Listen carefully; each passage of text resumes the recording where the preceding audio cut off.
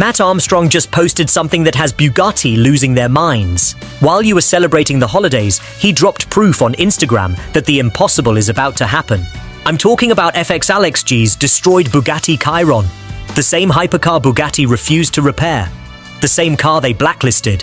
And Matt just confirmed he's ignoring every single warning they gave him. Before we dive in, hit that subscribe button. 24 hours ago, Matt's Instagram story showed something nobody expected. A purple Bugatti Chiron, hood open, completely torn apart. One simple caption, warming the tools up for next year. If you've been following this saga, you know exactly what this means. This is the car FXalexg crashed after leaving UFC. The car insurance wrote off. The car Bugatti blacklisted and refused to sell parts for. The car that needs over £250,000 just to run again. And Matt Armstrong just confirmed it's in his possession and he's getting ready. Let me explain why this matters. Bugatti doesn't just build cars. They control every aspect of ownership. When they blacklist a vehicle, it means no official parts, no technical documentation, no authorized repair shops, no support whatsoever. They basically told FXalexg his car is dead unless he lets them fix it at their facility in France for whatever price they decide. But here's where it gets interesting. FXalexg refused. He bought the car back from auction. He raised £250,000. And he called in Matt Armstrong, the one person crazy enough to attempt what Bugatti says is impossible. Let me take you back to how this all started. Weeks ago, FXalexg crashed his Bugatti Chiron. He was leaving UFC after literally shaking Donald Trump's hand, getting VIP escorted out of the arena, feeling like the man. He's on the highway, far left lane is moving slow, so he merges right. There's a 1987 Suzuki mini truck in his blind spot. He hits it. Airbags explode. The hood flies up over the windshield. For 5 seconds, he's sitting there thinking, what the hell just happened? He helped the guy out of his truck. The guy looked at him and said, Alex G? The irony was unreal. The most expensive car on the road just crashed into the cheapest. Here's what FXalexg didn't expect. The insurance company totaled it. When he tried buying parts from Bugatti to fix it himself, they slammed the door, blacklisted the car, refused to sell him anything, not even headlights. FXalexg went public with it, posted on Instagram calling them out. And you know what? The CEO of Bugatti, Matt Rimac, responded within 18 hours. They got on the phone. Rimac told him the car was never blacklisted, that they'd help him, that he'd get him parts. He gave him his word. 2 days later, Bugatti's team came back with a completely different story. They offered to fix the car in France.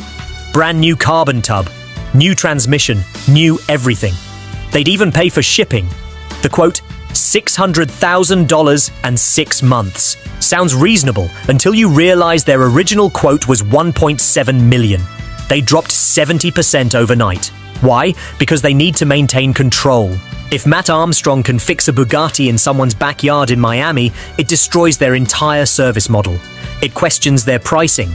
It challenges their authority. FXalexg asked Matt Rimac straight up, will you sell me parts so I can fix it myself? His answer was crystal clear. Absolutely not. Parts will not be sold unless the car gets sent to France. Rimac hit him with the Uno reverse card. The man gave his word, then completely backed out. So FXalexg said, we're turning on the 3D printer. We're doing this without them. That's when he tagged Matt Armstrong. The automotive world started watching. FXalexg posted that he needed to raise £250,000 before Matt arrived. The countdown began. Within 48 hours, the money got raised. Matt confirmed he was coming. And yesterday, he posted the Bugatti on his story, warming the tools up for next year. Look at Matt's upload schedule. December 26th, Boxing Day special. December 28th, channel video. January 1st, New Year's Day special, hopefully. That word hopefully is doing heavy lifting. Matt doesn't use it casually. When he says hopefully, it means something massive is in the works. And what's the biggest project Matt has ever attempted? The blacklisted Bugatti sitting in his shop right now. If Matt drops the Bugatti video on New Year's Day, here's what we're seeing. Full damage breakdown. Every smashed carbon fiber panel laid out. The strategy for sourcing components Bugatti refuses to sell. How he plans to reverse engineer solutions without factory support. Whether £250,000 is even enough. How long this will actually take. This won't just be another build video. This is Matt laying out his entire plan to defeat a manufacturer Blacklist. Let me be clear about what's at stake. If Matt succeeds, it proves manufacturer Blacklist can be defeated. It shows independent hypercar repair is possible. It challenges the luxury automotive industry's stranglehold on ownership. It creates the most watched automotive series in YouTube history. It changes the game for exotic car ownership forever. But if Matt fails, it confirms Bugatti's absolute power. It proves some cars truly cannot be independently repaired. It shows manufacturer control is inescapable. And it potentially costs FXalexg his entire investment. This isn't just about fixing a car. This is about whether car owners truly own their vehicles or whether manufacturers hold all the power. Think about it from Bugatti's perspective. If Matt Armstrong, a YouTuber working in an independent shop, can successfully repair a blacklisted Chiron without factory support, it undermines everything. It questions their pricing. It challenges their authority. Bugatti wants this car to remain dead because it reinforces their control. Every successful independent repair weakens that control. And Matt is about to test whether that control is real or just an illusion. I want to talk about something else that happened with FXalexg and Bugatti. Earlier this year, he had 2 Bugattis. He felt like the king of the world. He heard about a Bugatti Mistral at Miller Motors. The allocation was available if you paid $800,000 over sticker. He called the salesman Evan. He said, "Let's do it. I'll pay the $800K over." He sent all his information. The salesman called him back 30 minutes later and said, "I don't think this car is the right fit for you."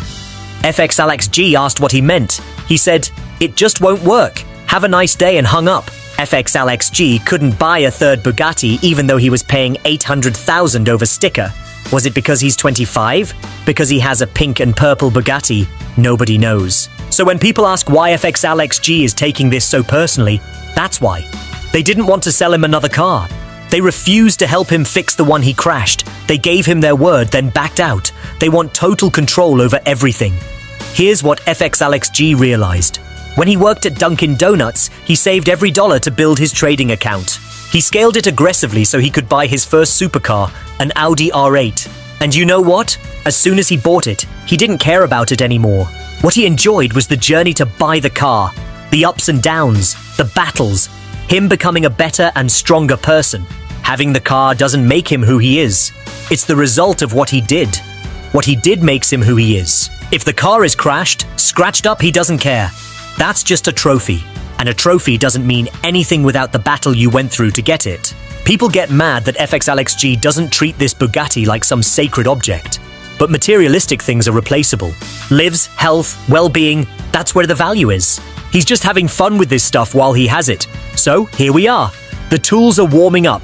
The parts budget is raised. The cameras are rolling. Matt Armstrong is about to attempt the most ambitious automotive restoration ever documented on YouTube. Bugatti tried to stop this. They failed. January 1st, 2026 might be the day we witness automotive history. A blacklisted hypercar being brought back to life in a backyard in Miami, proving that manufacturer control has limits. Can Matt actually do this? Will Bugatti try to intervene? What happens when they prove the impossible is possible? Drop your predictions below and make sure you're subscribed, because this is just the beginning. Set and forget. We'll see you in the next one.